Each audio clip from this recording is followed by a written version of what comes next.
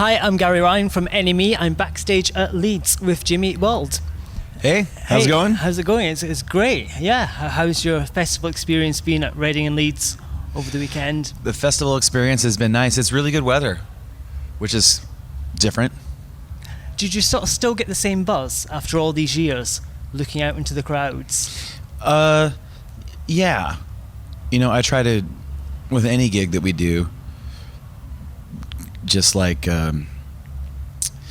try to remove my expectations before we play as much as I can, and then just kind of let it unfold as it's going to be, and that helps keep everything kind of like a as unique of an experience as you can get. It's because you took sort of a year off before the last album. Did you sort of come back hungrier for it, or? Oh yeah, definitely. We definitely came back to make Integrity Blues with something that more energized, more feeling like we had to prove something to ourselves, and I think it helped a lot. So have you got a sort of chance to hang out with any of the artists over the weekend? Is there anyone you're looking forward to seeing? I really dig Deep Valley. Okay. They have a good vibe going. Brilliant. Yeah. And also, you did the Trump protest track as well. What's it been like kind of being over here and looking at the situation in the US? Do you get a different perspective on it, or? It's just sort of like it's a little bit trickier to keep up on news over here, because of the time difference and people being awake, and but yeah, it is just sort of like getting hit in the nuts, waking up and getting hit in the nuts and not realizing it, like oh. Every day there's like the new disgusting thing. What's the sort of political feeling like over there? People are pissed off, for sure.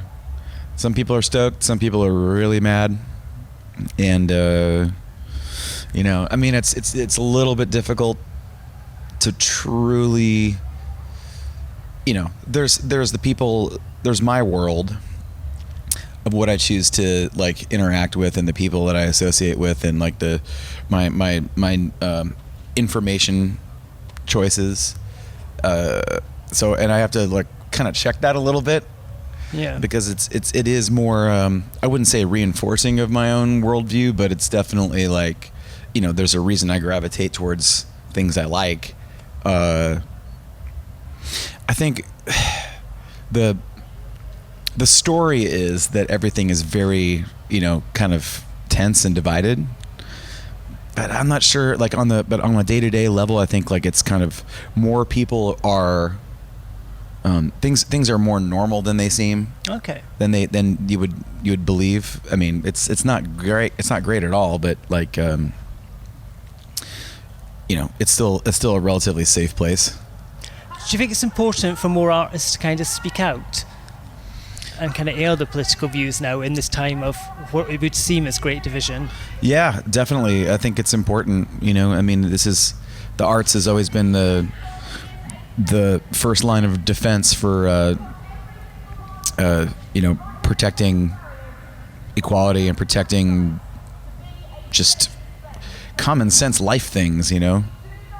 You've done some collaborations with Taylor Swift as well, in that she invites you on stage, and there was the Apple Music thing. Have you heard her new single at all? No, I haven't heard the new single. Is it any good? Yeah, it sounds a bit like Peaches. Oh, interesting. It samples Right Said Fred. Really? Yeah. Going for it. We'll see. Did that sort of open you up to a new kind of fan base at all? Definitely saw a resurgence in people, checking us out after those things happen. Whether or not all those people stick around, we'll see.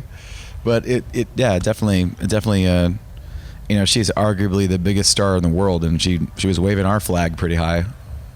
And also, how in terms of new music, have you sort of started working on a new album yet? Have you had any thoughts about it? You never really clock out of this gig.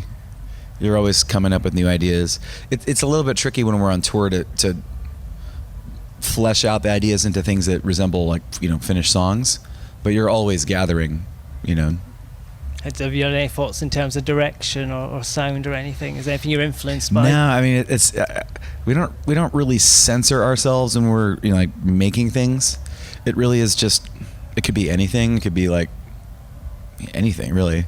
It's only when we turn things into like real songs that we kind of step back and say, okay, well, this could work here. This could work here. This is weird. Maybe this part from this thing could go here. You know, you never lose by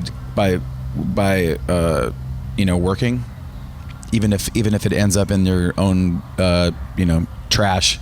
Yeah. It's still like, I think, progress. And what have been some of your most memorable festival stories? Your kind of weirdest festival story? I made friends with the Gossip. Okay. One year that we were at Leeds, actually, and I remember playing musical chairs while Interpol was playing. Except it took they decided it was a great idea to play musical chairs, and it was like a 5-minute song, and it was a really intense game of musical chairs. We had to wait till the song stopped before there was a winner. It's sort of quite a gloomy soundtrack for musical chairs. Yeah, it was like you know. I think it was the first song on Antics too that they were playing, and it was like, it was just bizarre. So that's pretty weird. Did you win? No. Well, thank you very much. And Yeah, have thanks. a fantastic festival. Thanks.